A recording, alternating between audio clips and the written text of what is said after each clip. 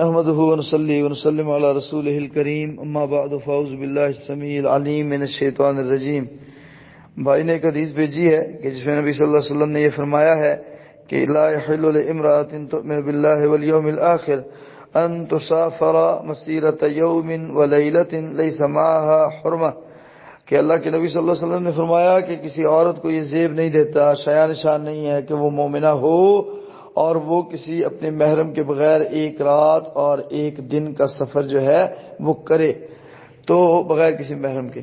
اب سوال یہ ہے کہ اب تو تیز ترین سفر ہوتے ہیں، اب تو جہاں پہ اس وقت ایک دن اور رات لگتے تھے اب تو وہاں پہ مشکل جو ہے وہ 2 گھنٹے لگتے ہیں اور 3 گھنٹے لگتے ہیں، اور بعض دفعہ بعض سواریوں پہ آدھا گھنٹہ بھی لگتا ہے۔ تو اب روڈ پختہ ہو گئے ہیں، سواریاں آسان ہو گئی ہیں، جہازوں کا دور آ گیا ہے، ٹرینیں تیز چلتی ہیں، ڈیوو بسز کا وقت ہے، تو اس میں کیا اس کی تفسیر ہے؟ تو میرے محترم بھائی، اصل میں دن اور رات سے مراد یہ ہے کہ اگر ایک عورت ہے وہ اپنے محرم کے ساتھ نہیں ہے، وہ لمبے سفر پہ نکل جاتی ہے، اب اس نے دوپہر کا کھانا کھانا ہے، اب اس نے واش روم کرنا ہے، اب اس نے رات کا کھانا کھانا ہے، اب اس نے دیگر ضروریات پوری کرنی ہے، اب رات ہو گئی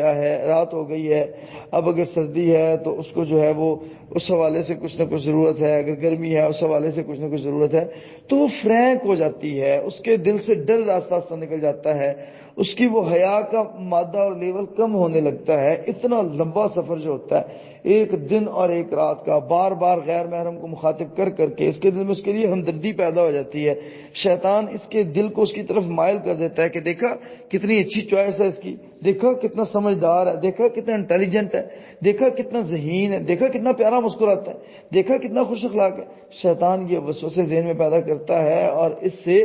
چور دروازے کھل جاتے ہیں۔ تو ان چور دروازوں سے بچنے کے لیے اسلام نے یہ تربیت فرمائی ہے کہ بھئی عورت کو ایک دن اور ایک رات کے لمبے سفر کے لیے اکیلے جانا ہی زیب نہیں دیتا، نہیں جانا چاہیے۔ تو یہ اس سے مراد ہے۔ باقی آج کل تیز ترین دور ہے، آج کل بھی اس کو اسی طرح سمجھیں گے کہ اگر تو سفر کراچی کا ہے اسلام آباد سے، میں اگر اسلام آباد میں بیٹھا ہوں تو میں یہ سمجھوں کہ یہاں سے کراچی کا سفر ہے، تو یہ عورت کا اکیلے جائز نہیں ہے۔ وہ ڈرائیور کو بار بار مخاطب کرنا، وہ کنڈکٹر کا کہ بار بار چائے پیش کرنا، روٹی پیش کرنا، کھانا یہ عورت کو بے حیا کر دیتا ہے، حیا باختہ ہو جاتی ہے عورت، تو یہ درست نہیں ہے۔ باقی جو ہے چھوٹے موٹے سفر گھنٹے کا 2 گھنٹے کا، اس میں ذرا اتنا مسئلہ نہیں ہوتا، اس میں عورت اپنے کنٹرول میں بیٹھی رہتی ہے اور معاملات کم ہوتے ہیں۔ بعض باتیں ایسی ہوتی ہیں جب ہم سوالوں کے جواب میں کہتے ہیں تو ہمارے کچھ بھائی اس کو غیر معمولی جو ہے وہ لے لیتے ہیں، حالانکہ وہ ہوتی معمول کے مطابق ہی ہیں، لیکن وہ ہم سے ایکسیپٹ ہی نہیں کرتے کہ ہم ان کو اتنی وضاحت سے کوئی بات جو ہے وہ کہہ دیں۔ تو یہ مسئلہ ایسا ہے کہ جس پہ میں نے یہ سمجھا ہے کہ میں یہ بات واضح کر دوں کہ عورتیں جو ہے وہ اس کیفیت میں اسلام نے اس کو روکا ہے، یہ اس کا فلسفہ ہے، یہ اس کا جو ہے وہ اصل بنیادی نقطہ نظر ہے۔ بارک اللہ۔